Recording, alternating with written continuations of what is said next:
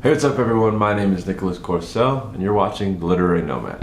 It's been a little while since I've made a video, but today I really wanted to jump on the channel and talk a little bit about Platform, a novel by Michel Houellebecq. I believe it was his third novel published, and it was a very interesting read, though I would be lying if I said it wasn't my least favorite Houellebecq novel that I've read.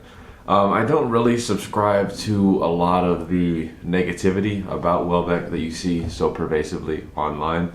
I don't think that his novels are, inherently evil based on his point of views. I don't agree with almost any of his point of views, but I think, and I saw this phrase pop up a lot across different reviews of different ones of his work while I was researching for this video. I think he is a master at making compelling arguments in very bad faith, meaning that he argues points that I'm not sure he even agrees with, or honestly, I think he argues some points that he fundamentally disagrees with, but he is very skillful at like using rhetorical devices, having a really strong grasp of diction, and he can start to convince you of things that you fundamentally disagree with, which I think is really interesting. This novel had a premise that kind of really drew me in. I thought it would be interesting to see specifically how Houellebecq handled it. And so basically it follows, a very Houellebecqian character, a middle-aged French man who has kind of a middling job. He's a bureaucrat for the French government who is like very perverted, all of the classic Houellebecq tropes. But he ends up really deeply getting involved in sex tourism in different countries. Thailand keeps reoccurring throughout, but they go all over the place, or he goes all over the place. He goes to Cuba at one point, he goes to Africa, but he keeps returning to Thailand over and over again, specifically for sex tourism. So we have sex tourism operating on this pole, and then we have terrorism operating on the other pole. And this novel is kind of exploring the relationship between these two poles. The easiest way to think about this, I think, is he kind of makes this argument that I don't really agree with, but he presents it in an interesting way.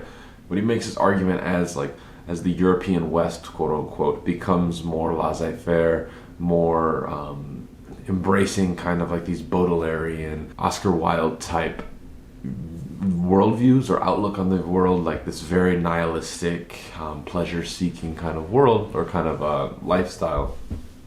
The counter of that will be violent, religious-based conservative terrorism. In this book, he really uses Islam as the main representative of that. But I think that you could extrapolate that more broadly.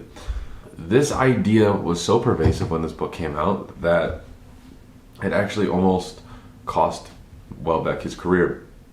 He was sued by, I believe, the biggest mosque in Paris, the biggest mosque in Lyon, and a couple other major Islamic rights groups across France for promoting hate speech, promoting religious or inciting religious hatred, these types of things. Eventually he was kind of cleared of that, and he's continued to get even more famous. I would say he's arguably, or maybe even inarguably, the biggest French writer alive right now, and top 2 or 3 in Europe, right up there with Knausgaard as the top guys of European writing. And while this book has a really interesting premise exploring that relationship, and it has some of the greatest writing, because I will say this, although Michel Houellebecq is not my favorite writer in the world, Michel Houellebecq is inarguably one of the best writers in the world. There will be paragraphs of prose in this book that will completely take your breath away. It's fantastic. Some of his paragraphs are far better than books that I liked far more than this. The issue that I have with Houellebecq is I believe that his perversion and his hatred or nihilism toward humanity, I think it's a little bit too much. I'm not one that has to have a positive outlook in all the books that I read. I think a lot of the books that I really enjoy don't have that. I like the nihilistic worldview at times, but Houellebecq, and maybe I think that the easiest way to explore this idea is just the simple fact that he repeatedly makes characters in his books named Michel. So sometimes these books feel like and pun intended, platform for Houellebecq to air out his grievances with the world, or talk about the people that he feels like have wronged him, or the systems or societal like mechanisms that have wronged him. So I think you have that kind of playing on one hand. I also think the fact really that Houellebecq would probably be a loser, or considered to be a loser in his home country and in most of the Western world, if he would not have become an incredibly famous rich writer, and because he is a very successful, talented genius, he was able to marry somebody 40-50 years younger than him, which, based on the things that he talks about in his books, obviously that is of huge importance to him. He was able to do those things and marry somebody who writes, who was like a doctoral student, I believe, or a master's student, about his work, or at least at a conference about his work, something like that. For him to be able to fulfill his narcissistic desires in the way that he views as most important, right? Because all of his books are so sexually obsessed. But I think he knows, right? Because a lot of the Michel characters in his books are objective losers. They operate on the fringe of society, but they're not like those guys who are the losers that are criminals, or they're not counterculture losers or counterculture figures. They don't operate on the periphery. They operate invisibly in the middle, right? They're the guys that when you get on the train in any city, Paris, Chicago, New York, London, you get on the train and you look around and you see all these guys, the 50-year-old kind of balding guy in a suit that doesn't fit very well, heading to, just some job, right? That's most people. That is Michel Houellebecq, if he would not have been blessed with some of the greatest literary talent of the last 100 years, right? And so he grapples with that person's place in society. And as social media, as the world becomes a more global arena, right? As more players from all over the world get to compete kind of against one another for the perceived limited resources, sexual partners, careers, desirable neighborhoods, everything is viewed through this lens of player versus player competition. As the world becomes more global, of course this competition is going to be harder, right? Think about it even from a sporting level, right? It's much easier to be the best basketball player on your street than it is in your town. It's much easier to be the best player in your town than your city, than your district, county, state, country, or the whole world, right? So as the worldview expands, right? Because when Houellebecq was born, the worldview might have been like this, then it grew. Now it's so big, it would expand off the screen. He is really getting at the idea of how that feels to grapple with the idea that, maybe you don't stack up where you'd like to, and that leads to a lot of blame placing, so in that way he's the voice of, I wouldn't say the incels, they might be appealed to something like this, but the voice of the voiceless, or the voice of the other, in a way that you don't typically see, right? You see a lot of books that give a voice to the working class. I think a Kerouac is a great example. He gives a voice to the artistic kind of blue collar, the blue collar artist, the I'm just gonna do it, that avant-garde style. That is not who Michel Houellebecq is appealing to. Michel Houellebecq is appealing to the guy who goes to his baking job or whatever, makes 30 to 50,000 euros, comes home to his apartment after walking up 3 or 4 flights of stairs alone. Maybe he has a pet. He puts on a TV dinner, has no real sexual options, no romantic options. And that's who Michel, the character, is, and that's who Michel Houellebecq probably believes that he was destined to be. The way that the book does that is through a fairly simplistic, albeit interesting, narrative structure. The main character, Michel, goes to Thailand and takes an organized tour, and everybody around him is very repulsed by the way that he engages in sex tourism very openly. And he is, that classic guy who's like, oh, I'm just honest. I just tell people how it is, and just uses that kind of cloak of honesty as an excuse to kind of be an asshole. But eventually he meets this girl on the tour. She's much younger than him. Her name is Valerie, and she is, he doesn't know this at the time, that she works for the tour company. Eventually, they begin to engage in a sexual relationship that spawns into more. They end up just, having sex constantly with other people, other men, other women, etc., etc. They end up very happy. She continues to ascend up into her company, and eventually, their love of sex and each other inserts itself into her work, and she begins to open with her tour company different sex tourism resorts all over the world, and they begin to really start to objectify these people from the quote third world, right? These women who are kind of economically disadvantaged, right?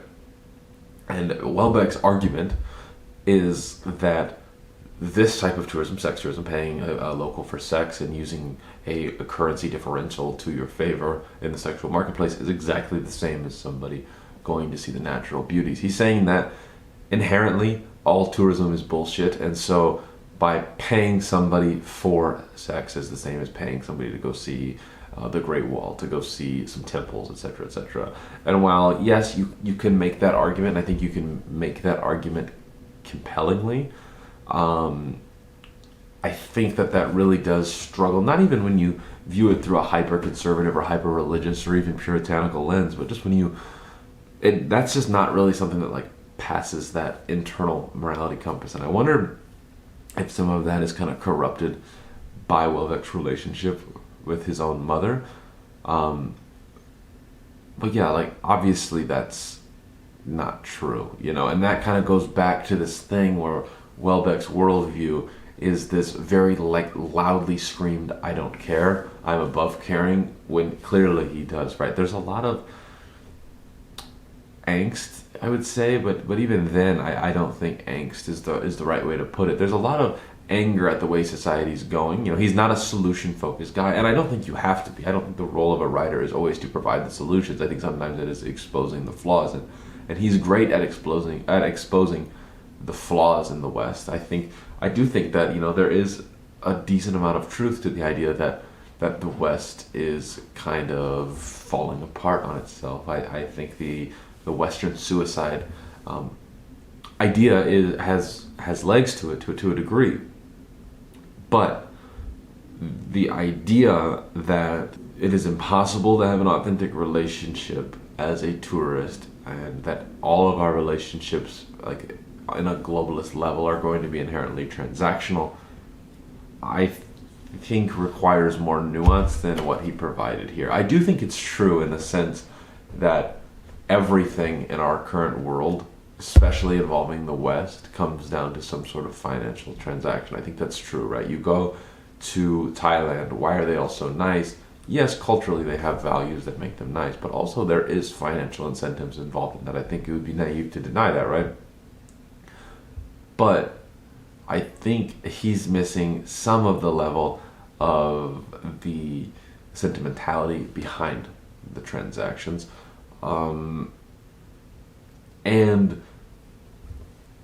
I don't know. I think that it's interesting though, because again, like I said earlier, he makes these great arguments in bad faith, because you don't want to then start, as a Western person, positioning yourself above the people from those regions, saying, well, those girls don't know what they want. You don't want to start getting down that line of thinking, which I think is incredibly insulting. The idea that where people are like, oh, well, they're so poor, they don't know what they want, or whatever. If people are willingly engaging in that activity, you can say, I think that the more solid argument is that it should be allowed, or at least that they are not morally wrong. But then that begs the question, is somebody else participating in something that the other person is willing to do? Can either party be wrong? I think the answer is probably not. But then when you pull in that third point of view, can this person then look down on this person? I don't know, right? And those issues, I wish, that kind of triangle of different perspectives of how this person in the West views this person and this person aren't explored in the detail that I would like them to. We get too much from the guy's perspective, the Western guy wanting the transactional value. A lot of times his observations aren't going past the idea of he just wants to have sex with these people, So I would have really liked to see that explored. I also would have liked to see that kind of flipped maybe, and seeing the perspective of a male from one of those third world countries. I think that could have added some nuance. Also maybe other women from those countries. I think this book would have done really well with removing about 40 pages of very gratuitous sex descriptions that were just kind of like weirdly masturbatorial, and adding more of that like refinement and nuance in the thinking about the way that these different people and these different poles are kind of relating to each other. I think that he did a great job with the connection between the sex tourism and the terrorism. I think at times it's a little bit simplistic about who he chose to make the bad guy and the good guy. I think that we could have inverted some of those things. I think that, or at least added some nuance, if not doing a full out inversion. But I think that overall that was pretty solid. Of course it has the tropes of every Houellebecq novel. The same types of people are the good guys, the same types of people are the bad guys, I guess. But even then, everybody's kind of bad, or at least kind of off or weird in the book.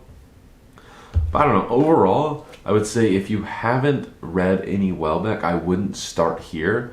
But if you read The Elementary Particles or Atomized, whichever translation you would have got, and liked it, I would recommend this. I think it's solid, but I wouldn't say to go rush down to your bookstore and get it. So overall, I'd say maybe a 7 out of 10, maybe an 8 if you are big into Houellebecq or you're really interested in the themes. Though I will say that some of the thematic exploration does leave a bit to be desired. But alright, if you guys enjoyed this video, don't forget to like, comment, and subscribe. I'll see you shortly in the next one.